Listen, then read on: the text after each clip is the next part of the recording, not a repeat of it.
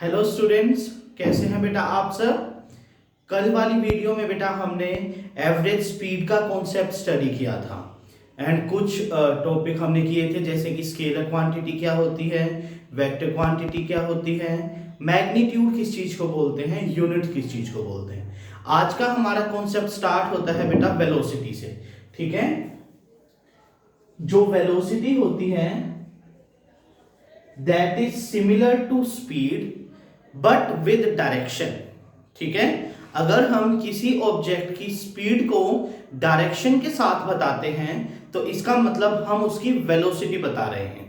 ठीक है, अब क्योंकि वेलोसिटी में हम डायरेक्शन को साथ लेकर चल रहे हैं, इसीलिए वेलोसिटी एक वेक्टर क्वांटिटी होती है। ठीक है, एंड वेलोसिटी का फॉर्मूला है आपका डिस्प्लेसमेंट अपॉन टाइम। ठीक है, डिस्प्लेसमेंट अपॉन टाइम। अब यहां से एक क्वेश्चन और अराइज होता है, जो कि है कि क्या डिस्टेंस और डिस्प्लेसमेंट सेम हो सकते हैं। तो देखिए, जो डिस्टेंस और डिस्प्लेसमेंट है वो बिल्कुल सेम हो सकते हैं। जो डिस्प्लेसमेंट है वो डिस्टेंस से कम भी हो सकती है एंड डिस्प्लेसमेंट बेटा आपकी जीरो भी हो सकती है, लेकिन कभी भी जो डिस्प्लेसमेंट है वो डिस्टेंस से ज्यादा नहीं हो सकती।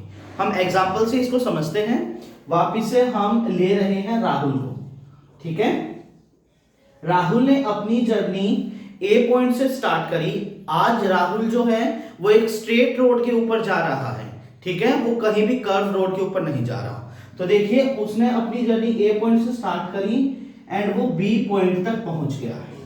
ठीक है, पहला केस हम लेके चल रहे हैं ये, एंड ए और बी में जो टोटल डिस्टेंस है वो मान लो है आपका 200 मीटर्स। ऑलराइट, तो जो राहुल का डिस्टेंस कवर्ड है, ठीक है, वो कितना होगा, पाथ लेंथ के बराबर होगा, जो कि है 200 मीटर्स। उसी तरीके से जो डिस्प्लेसमेंट होगी, अब देखिए जो ए से बी तक जाने का रास्ता है, क्या आपको इस रास्ते के अलावा भी कोई रास्ता दिख रहा है? नहीं। इसका मतलब जो राहुल की डिस्प्लेसमेंट है वो भी आपकी 200 मीटर्स ही होगी। तो इस केस में क्या है कि जो डिस्टेंस है आपका वो डिस्प्लेसमेंट के इक्वल है एंड 200 मीटर्स के बराबर है। ठीक है, सेकंड केस हम लेते हैं, जिस केस में डिस्टेंस ज्यादा होगा एंड डिस्प्लेसमेंट कम होगी। कभी भी डिस्प्लेसमेंट तो ज्यादा हो ही नहीं सकती ना। तो सेकंड केस हम क्या ले रहे हैं, जो ऑब्जेक्ट है वो ए पॉइंट से स्टार्ट होकर बी पॉइंट तक गया एंड उसने 200 मीटर्स डिस्टेंस कवर किया। ओके, उसके बाद वो वापस राउंड लेकर अपने पॉइंट सी तक आता है, और जो बी और सी का डिस्टेंस है ये लगा के चलते हैं हम 70 मीटर्स। ठीक है, तो इस सिचुएशन के अंदर जो आपका टोटल डिस्टेंस होगा वो कितना होगा बेटा, ए से लेकर बी तक गया है तो 200 मीटर्स हो गया, साथ में 70 मीटर्स वापस भी आया है, तो आपका टोटल डिस्टेंस कितना हो जाएगा, डिस्टेंस आपका हो जाएगा 200 प्लस 70 मीटर्स। आई होप यहां तक तो कोई प्रॉब्लम नहीं है। अब यहां पर हम डिस्प्लेसमेंट देखते हैं, डिस्प्लेसमेंट कितनी होगी। तो देखिए, आपका फाइनल जो इनिशियल पॉइंट है वो तो है ए, राइट। जो आपका फाइनल पॉइंट है वो है सी, एंड हमने डिस्प्लेसमेंट में क्या सीखा था कि हमें रास्ता नहीं देखना होता, सिर्फ इनिशियल पॉइंट और फाइनल पॉइंट को कंपेयर करना होता है। उनके बीच में जो शॉर्टेस्ट डिस्टेंस होगा वही आपकी डिस्प्लेसमेंट हो जाएगी। तो ए से लेकर सी तक का डिस्टेंस क्या होगा, ठीक है, वही उसकी डिस्प्लेसमेंट है। तो देखिए, ए से बी तक का है आपका 200 मीटर्स, सी और बी तक के बीच का है 70 मीटर्स, राइट। तो इसका मतलब 200 में से ये वाला डिस्टेंस 70 है, तो ये जो बचा हुआ AC है ये किसके इक्वल होगा, ये आपका हो जाएगा 130 मीटर्स के इक्वल। तभी तो ये टोटल 200 होगा ना, यहां से लेकर यहां तक आपका 200 है, इतना 70 है, तो ये कितना हो जाएगा, ये आपका 130 मीटर्स हो जाएगा। तो इस केस में बेटा आपकी जो डिस्प्लेसमेंट है वो क्या है, less than distance which is equal to 130 metre. अब हम जो थर्ड केस लिए, आपका फर्स्ट केस था, यह आपका सेकंड केस है। अब हम थर्ड केस लेते हैं। थर्ड केस में हमने क्या लिया कि जो ऑब्जेक्ट है वो ए पॉइंट से स्टार्ट होता है, बी तक जाता है, मतलब 200 मीटर डिस्टेंस कवर कर लिया, बी से वापस ए तक आता है, 200 मीटर डिस्टेंस और कवर करता है, जिस रास्ते पर गया उसी रास्ते से वापस आ गया। तो 200 मीटर डिस्टेंस कवर किया था जाने में, वापस आने में भी उन्होंने कितना कर लिया है, 200 मीटर्स कर लिया। तो टोटल डिस्टेंस यहां पर कितना होगा, टोटल डिस्टेंस आपका हो जाएगा 200 प्लस 200, 400 मीटर्स हो गया है। लेकिन इस केस में क्या हुआ है, इस केस में एक ट्विस्ट आ गया है। क्या है ट्विस्ट, जहां से उसने अपनी जर्नी स्टार्ट करी थी, ऑब्जेक्ट पूरा रास्ता कवर करके उसी पॉइंट पर आ गया। इसका क्या मतलब हुआ कि उसका इनिशियल पॉइंट और उसका फाइनल पॉइंट दोनों के दोनों सेम ही तो है। वो ए से स्टार्ट करके अपनी जर्नी को 400 मीटर का राउंड काटकर वापस ए पर ही आ जाता है। तो इनिशियल पॉइंट और फाइनल पॉइंट आपके दोनों सेम है। इस केस में अब क्योंकि पॉइंट सेम है तो कोई डिस्प्लेसमेंट तो हुई ही नहीं, तो यहां पर आपका केस आता है कि डिस्प्लेसमेंट जो है वो 0 है। ठीक है, बेशक उन्होंने 400 मीटर्स डिस्टेंस कवर कर लिया हो, इस ऑब्जेक्ट की जो डिस्प्लेसमेंट होगी इस केस में वो आपकी 0 के बराबर है। ठीक है, तो ये आपका कॉन्सेप्ट है डिस्टेंस और डिस्प्लेसमेंट की वैल्यूज का। हम आपको बता रहे थे आज की वेलोसिटी क्या होती है। तो वेलोसिटी आपकी है डिस्प्लेसमेंट पर यूनिट टाइम। ठीक है, उसी तरीके से जब एक ऑब्जेक्ट की वेलोसिटी जो है वो कॉन्स्टेंटली चेंज करती है, ठीक है, बार बार अगर वो अपनी डायरेक्शन चेंज करता है तो उसकी वेलोसिटी जो है वो भी साथ साथ चेंज होती है। ठीक है, तो उस केस में अगर हमें एवरेज वेलोसिटी कैलकुलेट करनी है, एवरेज वेलोसिटी के लिए हमें क्या चाहिएगा। अब देखिए, क्या हम वेलोसिटी के केस में कहीं भी पाथ लेंथ का जिक्र कर रहे हैं, नहीं कर रहे हैं, ना ही हमें डिस्टेंस चाहिए। जैसा एवरेज स्पीड में था ना कि टोटल डिस्टेंस कवर्ड बाय में टोटल टाइम टेकन, ऐसा ही था। आपका वेलोसिटी के केस में ऐसा बिल्कुल भी नहीं है। यहां पर आपको दो वैल्यूज चाहिए। पहली वैल्यू है जिस वेलोसिटी से ऑब्जेक्ट ने अपनी जर्नी स्टार्ट करी थी, जैसे हमने उस पॉइंट को क्या बोला था, इनिशियल पॉइंट, उसी तरीके से उस वेलोसिटी को हम बोलेंगे इनिशियल वेलोसिटी। इनिशियल वेलोसिटी जिसको हम रिप्रेजेंट करते हैं बेटा आपके स्मॉल u से। ठीक है, उसी तरीके से वो जिस पॉइंट पर पहुंचा है, किस वेलोसिटी से उस पॉइंट पर पहुंचा है, वो उसकी फाइनल पोजीशन थी, एंड उसी इंस्टेंट पे जो उसकी वेलोसिटी होगी वो होगी फाइनल वेलोसिटी, जिसको हम बोलते हैं, जिसको हम रिप्रेजेंट करते हैं v से, स्मॉल v। ठीक है, अब क्योंकि हमें एवरेज निकालनी है तो आपकी टोटल ऑब्जर्वेशंस कितनी है, एक इनिशियल है एक फाइनल है, दो ही ऑब्जर्वेशन है, तो हम इसको 2 से डिवाइड कर दें, ये आपकी एवरेज वेलोसिटी आ जाती है। ठीक है, क्या हो जाएगी average velocity, average velocity is equal to u plus v by 2, means initial velocity plus final velocity divided by 2, वो आपकी एवरेज वेलोसिटी आ जाती है। क्लियर है बेटा यहां तक। इसके बाद का जो कॉन्सेप्ट है वो है आपका acceleration.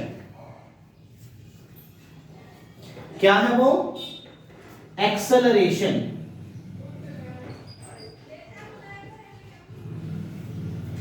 which is represented by small a, acceleration।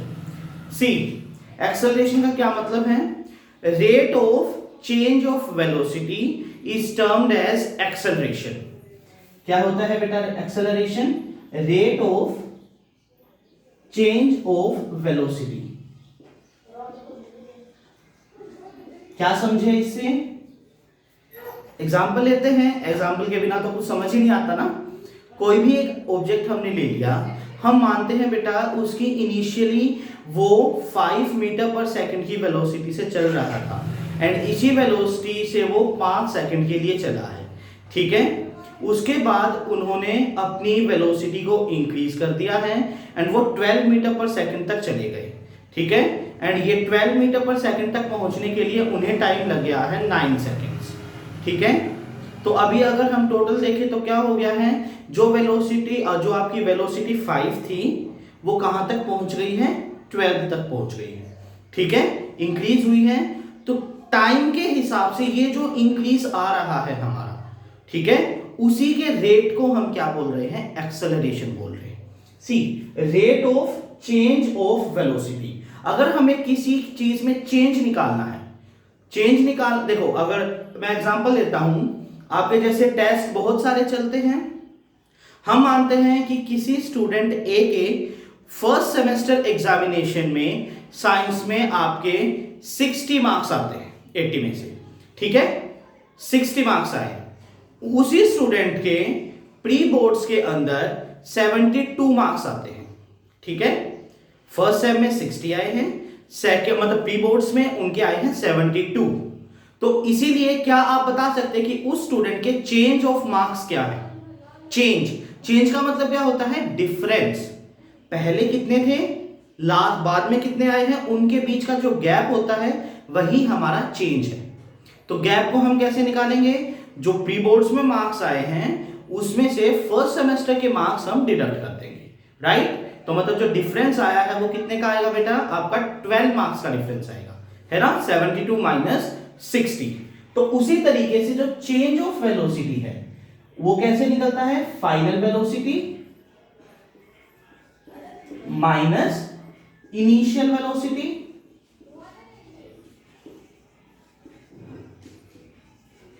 उसको हम क्या बोलेंगे, चेंज ऑफ वेलोसिटी। अब देखिए क्योंकि वर्ड है रेट का मतलब होता है टाइम के अकॉर्डिंगली ये चेंज कैसे आ रहा है, ठीक है। तो इसी चेंज को जब हम टाइम से डिवाइड कर देंगे तो वो आ जाएगा आपका rate of change of velocity which is equal to acceleration, so A का फॉर्मूला क्या आता है, v minus u by t. Final velocity क्या थी, v थी, इनिशियल आपकी u है एंड t से हम टाइम को रिप्रेजेंट करते हैं। तो एक्सेलरेशन क्या है, rate of change of velocity and आपका फॉर्मूला है v माइनस यू बाय में t। अब हम देखते हैं यूनिट्स, जो यूनिट है हमारी एक्सेलरेशन की वो क्या होती है, ठीक है। अब देखिए वेलोसिटी में से वेलोसिटी माइनस करते हैं तो यूनिट आपकी वेलोसिटी ही वाली रहेगी। वेलोसिटी की यूनिट क्या होती है, स्पीड वाली ही तो होती है, मीटर पर सेकंड। देखो मैं बोलता हूं 10 kg में से 3 kg माइनस कर दिए तो आंसर क्या आएगा, 7 kg, राइट। अगर हम सिमिलर क्वांटिटीज को माइनस कर रहे हैं तो आपका जो आंसर आता है वो उसी क्वांटिटी में तो आता है। अगर आप मास में से मास को माइनस कर रहे हो तो आंसर भी तो मास ही आएगा। इसी तरीके से जो ये आपका चेंज है फाइनल माइनस इनिशियल, यहां पर भी आपकी चेंज इन वेलोसिटी है तो ऊपर आपकी यूनिट क्या रहेगी, मीटर अपॉन सेकंड। मीटर पर सेकंड होती है वेलोसिटी की यूनिट, टाइम की क्या यूनिट होती है आपकी, सेकंड होती है। इसीलिए एक्सेलरेशन की क्या यूनिट हो गई है, मीटर बाय में सेकंड का स्क्वायर। s इंटू एस मतलब सेकंड इंटू सेकंड, सेकंड का स्क्वायर हो जाएगा ना। तो एक्सेलरेशन की यूनिट क्या है, मीटर पर सेकंड स्क्वायर, और हम इसको कैसे लिख सकते हैं, ms माइनस 2। जैसे वेलोसिटी या स्पीड के लिए हमने क्या लिखा था, ms माइनस 1 वेलोसिटी पावर का मतलब होता है इनवर्स, माइनस 2 का मतलब है इनवर्स ऑफ द स्क्वायर, ठीक है। s माइनस 2 का क्या मतलब है बेटा, इसका मतलब है 1 बाय s का स्क्वायर, ठीक है। अब देखो यहां पर 1 बाय s का स्क्वायर ही तो है, वही हम शो कर रहे हैं, ठीक है। दूसरी यूनिट किलोमीटर पर आवर में ले सकते हैं आप, तो ये क्या होगी, ऊपर किलोमीटर बाय में r इंटू में r, है ना, क्योंकि यूनिट हमें सेम रखनी है।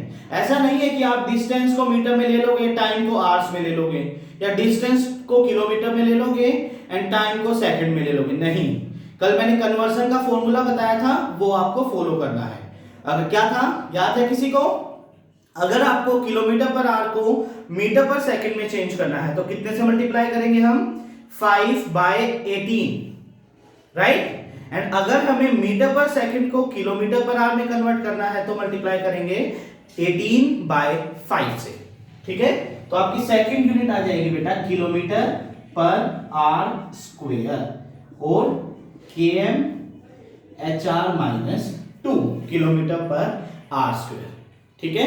आज हमें ये दो कॉन्सेप्ट करने थे, average velocity and acceleration. I hope आपके कॉन्सेप्ट क्लियर हुए होंगे। देखिए आपको मैं एक और बात बताता हूं, पहले हम सारा का सारा थ्योरी का पोर्शन कवर कर रहे हैं, ठीक है। ये फॉर्मूले मैंने बॉक्स में बना दिए हैं, इन फॉर्मूलाज को आपको एक जगह पर इकट्ठा करके लर्न करना है, ठीक है। फिर हम अलग से वीडियो बनाएंगे न्यूमेरिकल्स कैसे सोल्व करते हैं, ठीक है। ऐसा मत सोचना कि सर सिर्फ थ्योरी करवा रहे हैं, न्यूमेरिकल्स तो करवा ही नहीं रहे, ठीक है ना। न्यूमेरिकल्स के लिए स्पेशल वीडियोस बनेंगी जिसमें हम हर एक फॉर्मूले की एप्लीकेशन पढ़ेंगे कि किस फॉर्मूले को कब और कैसे हम अप्लाई कर सकते हैं, ठीक है। अभी हम सिर्फ अपने कॉन्सेप्ट्स को बिल्ड कर रहे हैं कि अचानक से अगर कोई पूछता है कि बेटा एक्सेलरेशन बताओ क्या होता है, एवरेज वेलोसिटी क्या होती है, उसका फॉर्मूला बताओ, उसकी यूनिट्स बताओ, तो ये वाला बेसिक फाउंडेशन हम बिल्डअप कर रहे हैं। फिर न्यूमेरिकल्स को कैसे अप्रोच करना है एंड कैसे उनको सोल्व करना है, उसके लिए आपकी स्पेशल वीडियो बनाई जाएगी। ऑलराइट।